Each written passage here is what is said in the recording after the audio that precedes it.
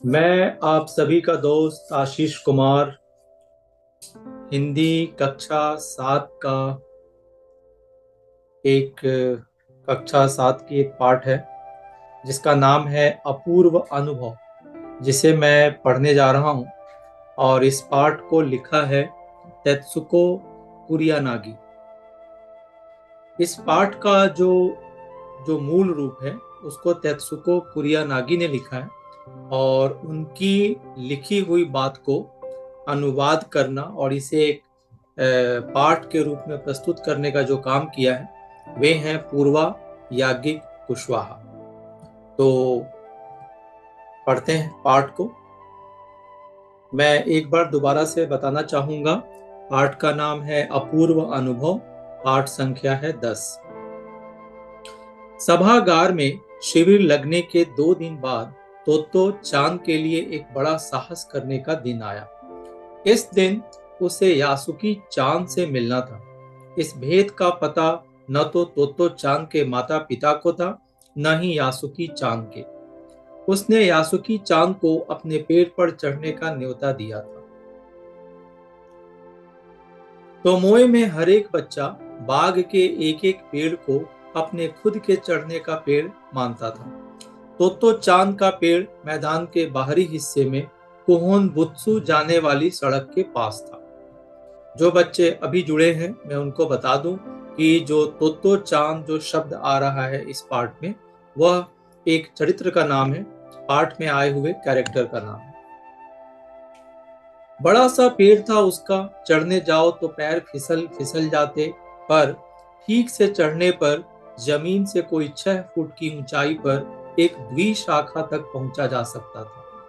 द्विशाखा जो होता है, जैसे एक पेड़ की अगर कोई जो तना है और एक तना से 2 शाखाएं निकल जाती हैं, ठीक है, तो उसे हम द्विशाखा कहते हैं। बिल्कुल किसी झूले सी आरामदेह जगह थी यह।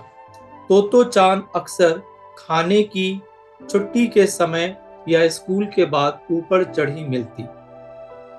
वहां से वह सामने दूर तक ऊपर आकाश को या नीचे सड़क पर चलते लोगों को देखा करती थी।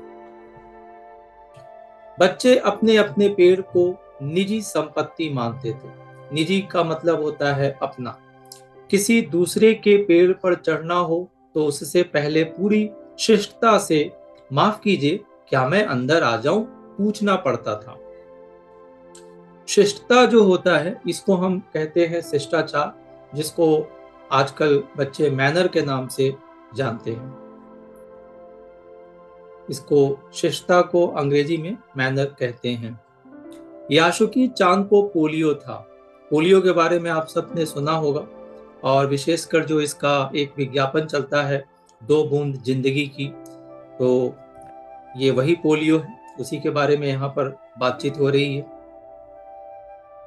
यासुकी चांद को पोलियो था, इसलिए वह न तो किसी पेड़ पर चढ़ पाता था और न किसी पेड़ को निजी संपत्ति मानता था। अतः तोतो चांद ने उसे अपने पेड़ पर आमंत्रित किया था। आमंत्रित करने का मतलब होता है आमंत्रण देना, किसी को बुलाना। पर यह बात उन्होंने किसी से नहीं कही, क्योंकि अगर बड़े सुनते तो जरूर डांटते। घर से निकलते समय तोतो चांद ने माँ से कहा कि वह यासुकी चांद के घर डेनेन चोफू जा रही है। चूंकि वह झूठ बोल रही थी, इसलिए उसने माँ की आंखों में नहीं झांका। वह अपनी नजरें जूतों के फीतों पर ही गड़ाए रही। रॉकी उसके पीछे पीछे स्टेशन तक आया। जाने से पहले उसे सच बताए बिना तोतो चांद से रहा नहीं गया।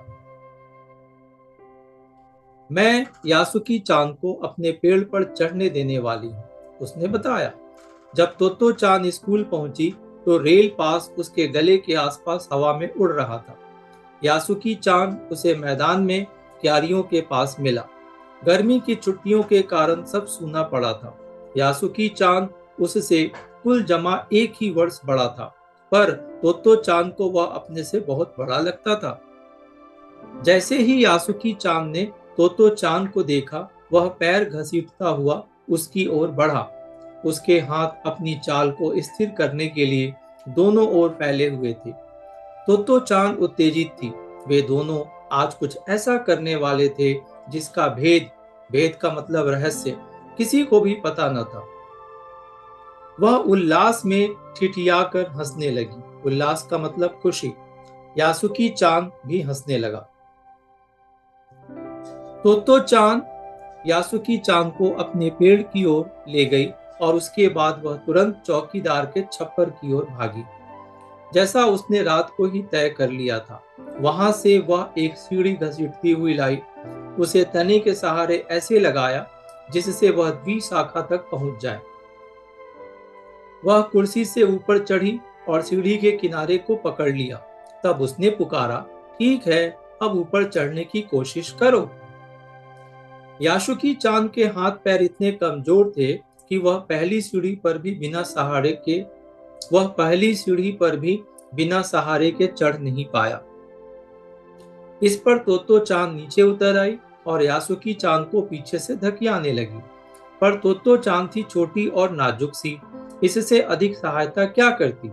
यासुकी चांद ने अपना पैर सीढ़ी पर से हटा लिया और हताशा से सिर झुकाकर खड़ा हो गया। तोतो चांद को पहली बार लगा कि काम उतना आसान नहीं है जितना वह सोचे बैठी थी। अब क्या करे वह? यासुकी चांद उसके पेड़ पर चढ़े, यह उसकी हार्दिक इच्छा थी। यासुकी चांद के मन में भी उत्साह था। वह उसके सामने गई। उसका लटका चेहरा इतना उदास था कि तोतो चांद को उसे हंसाने के लिए गाल फुलाकर तरह तरह के चेहरे बनाने पड़े। ठहरो, एक बात सूझी है। वह फिर चौकीदार के छप्पर की ओर दौड़ी और हरेक चीज उलट पुलट कर देखने लगी। आखिर उसे एक तिपाई सीढ़ी मिली जिसे थामे रहना भी जरूरी नहीं था।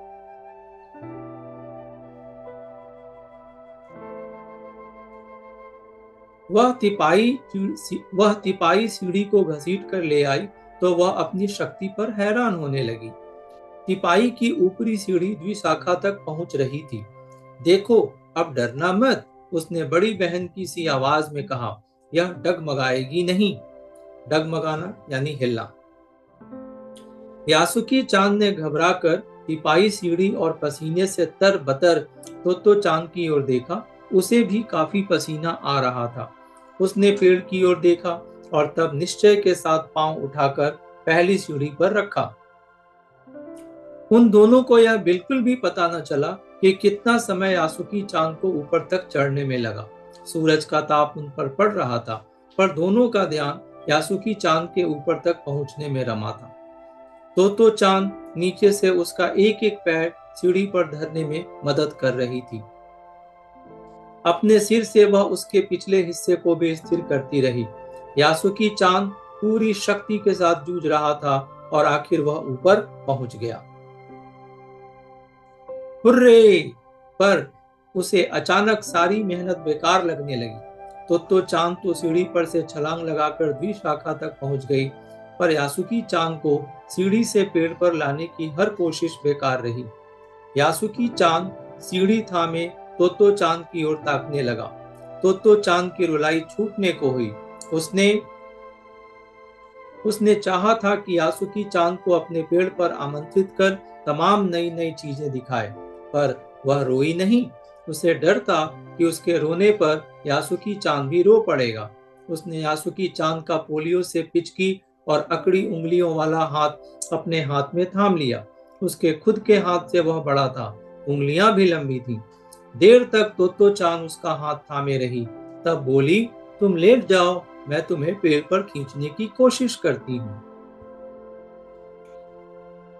उस समय द्विशाखा पर खड़ी तोतो चांद द्वारा यासुकी चांद को पेड़ की ओर खींचते अगर कोई बड़ा देखता तो वह जरूर डर के मारे चीख उठता। उसे वे सच में जोखिम उठाते ही दिखाई देते, पर यासुकी चांद को तोतो चांद पर पूरा भरोसा था और वह खुद भी यासुकी चांद के लिए भारी खतरा उठा रही थी। अपने नन्हे नन्हे हाथों से वह पूरी ताकत से यासुकी चांद को खींचने लगी। बादल का एक बड़ा टुकड़ा बीच बीच में छाया करके उन्हें कड़कती धूप से बचा रहा था।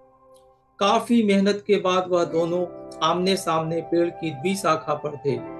पसीने से तरबतर अपने बालों को चेहरे पर से हटाते हुए तोतो चांद ने सम्मान से झुककर कहा, मेरे मेरे पेड़ पर तुम्हारा स्वागत है। तोतो चांद ने सम्मान से झुककर क्या कहा? मेरे पेड़ पर तुम्हारा स्वागत है। यासुकी चांद डाल के सहारे खड़ा था तो झिझकता हुआ वह मुस्कुराया। तब उसने पूछा, क्या मैं अंदर आ सकता हूँ? उस दिन यासुकी चांद ने दुनिया की एक नई झलक देखी जिसे उसने पहले कभी न देखा था। तो ऐसा होता है पेड़ पर चढ़ना? यासुकी चांद ने खुश होते हुए कहा। वे बड़ी देर तक पेड़ पर बैठे बैठे इधर उधर की गप्पें लड़ाते रहे। मेरी बहन अमेरिका में है, उसने बताया है कि वहाँ एक चीज होती है, टेलीविजन। यासुकी चांद उमंग से भरा बता रहा था। वह कहती है कि जब वह जापान में आ जाएगा तो हम घर बैठे बैठे ही सुमो कुश्ती देख सकेंगे। वह कहती है कि टेलीविजन एक डिब्बे जैसा होता है। तो चांद उस समय यह तो न समझ पाई कि यासुकी चांद के लिए, जो कहीं भी दूर तक चल नहीं सकता था, घर बैठे चीजों को देख लेने के क्या अर्थ होंगे। अर्थ का मतलब पैसा भी होता है और अर्थ का मतलब भी होता है, अर्थात। तो यहाँ अर्थ का मतलब अर्थ है, यानी मतलब और अर्थात। वह तो यही सोचती रही कि सुमो पहलवान घर में रखे किसी डिब्बे में कैसे समा जाएंगे। उनका आकार तो बड़ा होता है। पर बात उसे बड़ी लुभावनी लगी। उन दिनों टेलीविजन के बारे में कोई नहीं जानता था। पहले पहले यासुकी चांद ने ही तोतो चांद को उसके बारे में बताया था। पेड़ मानो गीत गा रहे थे और दोनों बेहद खुश थे। यासुकी चांद के लिए पेड़ पर चढ़ने का यह पहला और अंतिम मौका था। तो स्टूडेंट्स, विद्यार्थियों, यह पाठ कैसा लगा तो मुझे जरूर बताना, और इसको मैं और कैसे बेहतर बना सकता हूँ विद्यार्थियों के लिए, इसे और कैसे और बेहतर बनाया जा सकता है, इसको कमेंट करना, मुझे व्हाट्सएप कर सकते हो, और अपने दोस्तों के साथ इस वीडियो को जरूर शेयर करना। जय हिंद।